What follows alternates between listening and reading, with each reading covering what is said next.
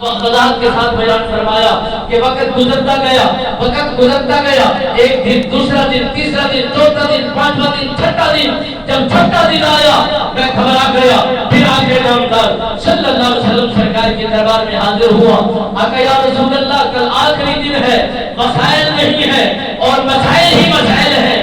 میرے آقا نامدار صلی اللہ علیہ وسلم سرکار نے فرمایا پریشان نہیں ہونا، کل جائیں گے انہی کے پاس دوبارہ، پھر سوال کریں گے، مولت کچھ پھر مانگیں گے، اگر دے دیں گے تو ٹھیک ہے، مگر میں ان کا مال چکا دیں گے۔ وہ صحابی رسول بڑا تعجب میں اترا کہ مال نہ تو نبی سرکار کے پاس اتنا مسائل ہے، نہ ہی تو میرے پاس موجود ہے۔ اس صحابی رسول نے جب 7واں دن مکمل ہوا، آپ سرکار کا یہ نورانی قافلہ پھر انہیں مشرکین مکہ کے پاس پہنچے۔ آپ نے فرمایا تمہارے جو وقت دیا ہوا تھا مہلت کا وہ پورا ہو چکا ہے، اب تم کیا چاہتے ہو؟